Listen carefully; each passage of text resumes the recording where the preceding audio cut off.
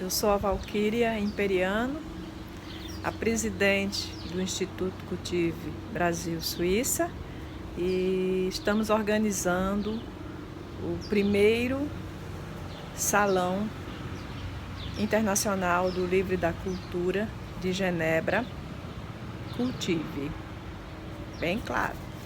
E hoje eu tenho assim o prazer de apresentar para vocês uma escritora que está apresentando o seu livro Destino China. Trata-se da Regina Negli, que viveu durante 8 anos na China e escreveu esse livro, que é um livro é uma pesquisa, e é muito interessante porque através dele nós podemos conhecer os costumes e a maneira de viver das pessoas na sociedade. Super interessante conhecer esse país enigmático para nós que somos do Ocidente e a cultura milenar desse país. Destino China, da Regina. Na ocasião do nascimento de uma criança, muitos presentes são oferecidos por amigos e familiares, mais ou menos dentro do espírito das nossas lembrancinhas de maternidade. A diferença é que se trata de ovos, geralmente pintado de vermelho. O alimento em questão é significativo, porque representa o processo de mudança de vida. Seu formato redondo simboliza a harmonia. A cor vermelha, por sua vez, remete à felicidade.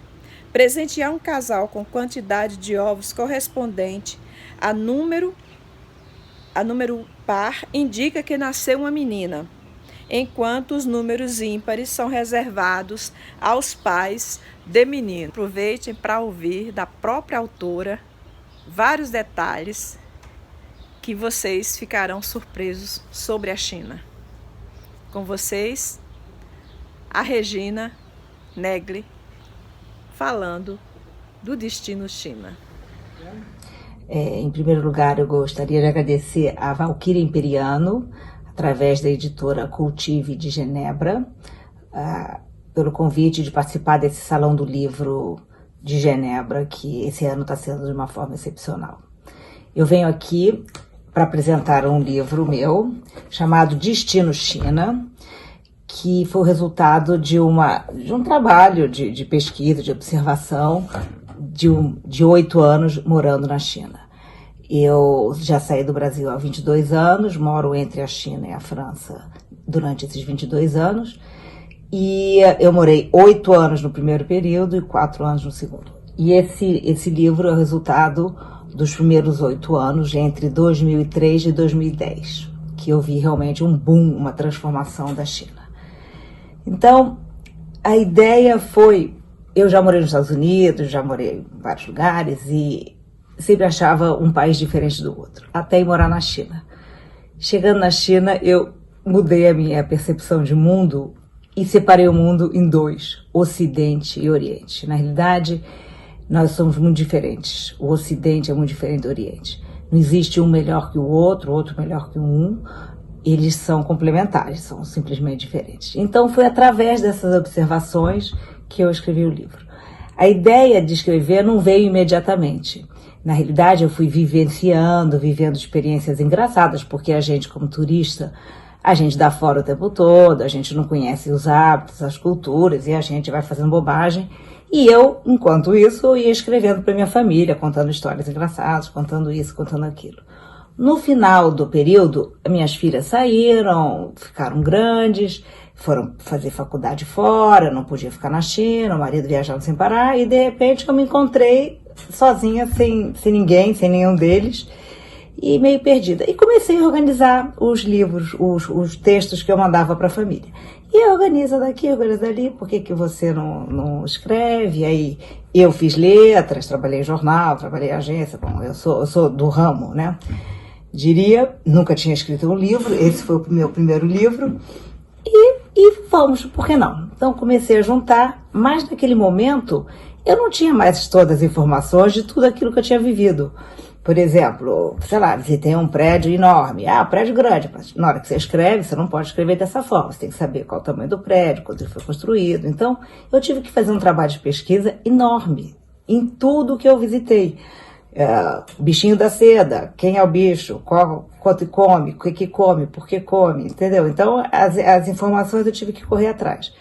Contratei uma secretária, uma assistente, digamos, né, porque o meu chinês era muito rudimentar para fazer esse tipo de pesquisa. Ela pesquisou muito para mim e nós entrevistamos pessoas e isso foi o resultado desse livro. Então, esse livro, na realidade, é uma comparação entre o Ocidente e o Oriente.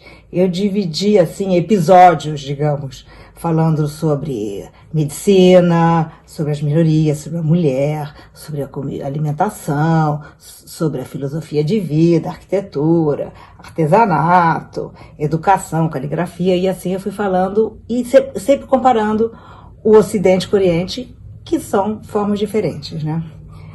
Foi um trabalho muito gostoso, né? Muito interessante, a gente aprende muito, né? Então, eu comecei o livro com uma brincadeira que eu chamei de kit de sobrevivência, que acho até que hoje em dia está bem em voga, porque eu fiz uma lista de coisas fundamentais. Por exemplo, você quando sai do hotel, vai com um cartãozinho, tudo escrito em chinês do que você quer. Se você pega um táxi e fala, por mais que você ache que está falando chinês, eles não te entendem. Então, você tem que ter escrito isso em chinês, não adianta ser em inglês. E então, o kit de sobrevivência tinha esses cartõezinhos, álcool gel, na época, porque tudo era assim muito sujo, muita poeira, né? Então, hoje em dia, isso está super na moda, né?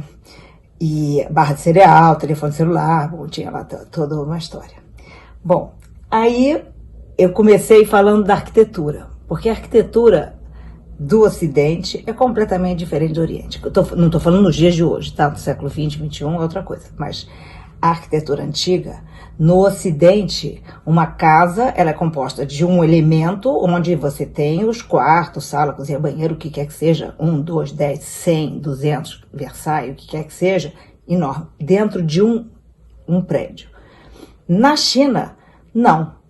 Você já começa com vários prédios. Se são 200 quartos, são 200 casas. A cidade proibida, você tem uma sala, depois tem uma outra casinha que é o quarto, outra casinha que é a biblioteca, outra casinha é a cozinha, outra é o banheiro e assim vai. Você vai de uma casinha para outra. Se chove, você pega um guarda-chuvinha e vai para outra casa. Então, você vê através da arquitetura que a forma de vida é completamente diferente, entendeu? A tua relação com a vida, com a família, com as pessoas, é completamente diferente. O jardim chinês segue a mesma lógica. A simetria é tudo. Tudo tem a sua função. Bom, Feng Shui, não precisamos nem entrar no detalhe, que tudo tem uma função, uma posição, por que está aqui, virado para o norte, virado para o sul. É fundamental, tem elementos fundamentais, você tem que ter a água, você tem que ter a pedra, você tem que ter a árvore X no momento X, tem que ter cobertura para as pessoas andarem. Ela é completamente diferente. Nós somos muito mais livres. Nosso jardim, ainda mais no Brasil exuberante, né, tropical, exuberante, a gente faz o que quer. Gosta de flor, põe flor. Gosta de árvore, põe árvore. Gosta dos dois, põe. A decoração da casa também é diferente. As casas antigas, elas todas seguem o mesmo princípio. Na entrada, entrou uma cadeira imediatamente em frente à porta, que é a do mestre da casa, uma mesa no meio, uma cadeira do lado direito para a visita principal, dos lados umas cadeiras também em simetria, que são as visitas, digamos, B, atrás de uma outra linha, as outras visitas, que seriam a visita C, menos importantes, e assim vai. Todas as casas são iguais, a decoração é igual. Nós no Ocidente não temos isso, nunca tivemos, né? A gente tem sofá, tem cadeira, mas a gente nunca teve uma obrigatoriedade que tem que ser desta forma. Neles, é sempre igual. Os quadros na parede, do mesmo jeito, a posição dos quadros, a mesma, os dizeres muito semelhantes, as imagens muito parecidas. A alimentação também é uma coisa curiosa, completamente diferente. É claro que todos comem para matar a fome e para fazer bem, mas já começa pela forma. Nós comemos um bife suculento, bem grandão, né? Comemos comida grande e a gente vai cortando no prato, usamos garfo e faca. Eles comem de pauzinho, inclusive cozinham de pauzinho, vem tudo picadinho. E a preocupação com a saúde é impressionante. Eles não comem, a gente come, se preocupa, óbvio, com a saúde, mas a gente é o prazer. Eu gosto disso, eu gosto daquilo. Eles não, eu como isso porque isso aqui é bom pro fígado, de manhã eu comi o que é bom pro fígado, à tarde eu vou comer o que é bom pro estômago, agora isso aqui é bom pro coração, isso é bom pra circulação, e assim vai. Tudo tem um motivo. E vem tudo picadinho, e vem isso, muita sopa, o chá sem parar. O chá é outra coisa também que faz parte da cultura deles, né? Eles tomam chá manhã, tarde, noite, a qualquer hora, o que nós tomamos do café, mas o deles assim até muito mais, porque é o dia inteiro vai tomando aquela aguinha. Temos muita comida que fica cozinhando no fogo baixo, né? Comida mineira, então, aquelas tachadas que ficam horas no fogo, cozinhando, quanto mais tempo demora, melhor fica. Eles é impossível. A comida deles é tudo fogo muito alto e muito rapidinho, a jato. Medicina é outra coisa fantástica. Dizem que é dos maiores legados que a China deixa para a humanidade, né? É a medicina tradicional chinesa, além da acupuntura, aquilo tudo, mas são as ervas. O que eles têm de remédio, nós no Ocidente não temos tudo isso catalogado ainda. Tem muita gente trabalhando lá, estudando isso. É impressionante. Uma farmácia de medicina tradicional chinesa é um show à parte. Tem milhões de ervinhas, de bichinhos, parecem baratinhas, parecem aranhinhas, e que eles misturam aquilo tudo. Você vai no médico, mostra a língua, ele mede o teu pulso e diz, você tem X, bom, acredite ou não, vai lá, te dá uma formulazinha com as receitinhas, os remedinhos, você vai na farmácia, entrega aquilo e vem 30 pozinhos. Pega aquele baratinha, uma folhinha, que for, florzinha, o que quer que seja, mistura aquilo tudo numa espécie de liquidificador, te dá um chá, leva para casa, reza e toma. Quem ia acreditar? Eu usei e achei que foi muito boa. Eu sofro de dor de cabeça desde sempre e ainda tenho, mas melhorou muito. Tomei durante 1 ano esse chá, ele fede e é azedo, assim, amargo, ruim. Mas eu acho que foi muito bom. E as pessoas, eles tomam sempre, porque eles consideram que o ser humano, você tem o Qi, que é a sua energia vital, e que ela é variável. Você está cansada, ela está de um jeito, você está excitada, ela está de outro, então ela está sempre variando, e você está sempre tomando o remédio, e essa formulazinha, ela vai variando conforme o seu estado de espírito, que vai acontecendo. E é verdade, né? A gente aqui no Ocidente se para pensar, então com isso toma aspirina, não estou falando mal da aspirina não, mas você toma, os remédios são básicos. Se você está cansada ou não, para eles mudam a fórmula. A gente tem uma fórmula, para dor de cabeça é isso aqui, para resfriado é isso aqui. E o deles é o resfriado, mais o resfriado com cansaço, já mexe. Outra coisa que a gente não pode deixar de falar é a língua, né? A língua, a caligrafia escrita, que é uma coisa de outro mundo, né? A língua, ela é formada assim como se fosse uma sopa de letrinhas, eu sempre falava isso. As palavras vão se juntando e vai formando a frase. Eles não têm a gramática como a gente, né? Sujeito, predicado, complemento, verbo, essa ordem não existe. Se você quer passar o passado, você fala lê. Então, aí a palavra, o verbo foi para o passado.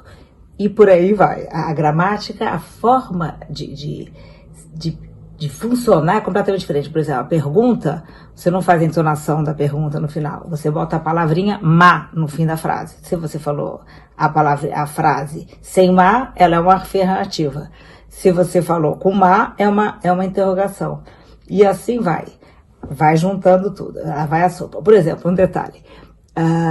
Jian é eletricidade. Então, eletricidade que vê é televisão. Eletricidade que escuta é rádio. Eletricidade que pensa é computador. E assim vai. Então, as frases eram muito engraçado, porque quando você tinha a tradutora, eles falavam lelé, blelé, blelé, blelé, blelé, aí vem e traduz para você, tá. Eu falei, mas ela falou muito mais do que a tradução. É porque as palavras é isso, o carro é o carro de fogo, que era o trem antigamente, que se botava fogo. Então, é a explicação da palavra. Então, a língua se torna super complexa, porque você realmente tem que explicar cada palavra. Eles não evoluíram com as palavras, né, com vocabulário novo, eles foram explicando as coisas. E nem se fala da escrita, que é uma loucura, é lindo, inclusive, mas é muito difícil, né, porque subiu 1 milímetro é outro significado. Inclusive, a escrita, ela é uma arte, ela é considerada arte. E as pessoas, eles reconhecem a escrita de uma pessoa ilustrada, escreve muito bem, e quem realmente sabe ler isso, sabe reconhecer se é um bom, se é ruim, e de quem é. Assim como a gente olha para um quadro e fala, esse aqui é o Rousseau, aquele ali é um Picasso, eles conseguem na escrita ver. Parece que o Mao Tse Tung era excelente. A ópera chinesa é imperdível. Nem tanto pela ópera em si, porque assim, a musicalidade é muito diferente da nossa também. Talvez não seja a coisa mais agradável para os nossos ouvidos, mas pelo interesse e como que funciona. Não tem cenário, é o ator, e ele não pode fazer cara, ele não pode chorar, não pode ter lágrimas, não faz expressão. A expressão é zero, ele tem que passar a emoção do que ele está vivendo e contar a história, mexendo com o corpo e o andar, e o olhar. Ele não pode mexer um músculo da cara. E ele passa a mensagem.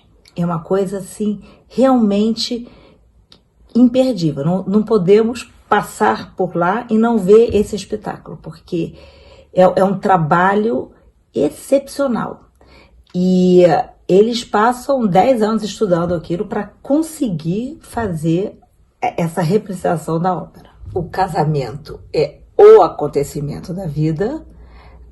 Eles se casam de vermelho, que vermelho é a cor do amor. O noivo tem toda uma cerimônia diferente, o noivo tem que buscar a noiva, a família faz um drama, não entrega a noiva, aquela história, tem que dar dinheiro para tirar a noiva de casa. É uma história muito diferente. Começa com fogos de artifício é tudo para eles também. Talvez até Copacabana, esses fogos de artifício que a gente tem na passagem do ano, talvez venha da China. A história do fogo de artifício, a lenda diz que era para espantar o dragão. Tinha um monstro que vinha na cidade e que espantava todo mundo, e eles descobriram que fazendo barulho, eles espantavam o bicho mau. Então, até hoje, qualquer coisa que aconteça, casamento, inauguração de fábrica, o que quer que seja, que traga o ano novo, que quer que traga bons fluidos, eles começam com fogos de artifício, porque faz bem barulho, e espanta o monstro, quer dizer, tira o mal olhado. É uma coisa boa. E talvez Copacabana, tudo isso que a gente usa, a gente nem sabe de onde surgiu isso, talvez venha da China, né? Eu poderia ficar horas falando aqui da China e de todas as histórias que eu vivi lá, mas a Valquíria me mata porque eu tenho um tempo limitado aqui. Eu gostaria de terminar essa intervenção falando de uma maneira que eu terminei o meu livro.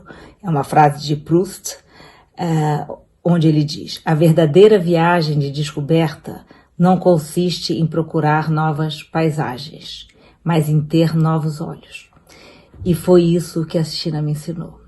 Me ensinou a ter um olhar diferente para as coisas. Muito obrigada.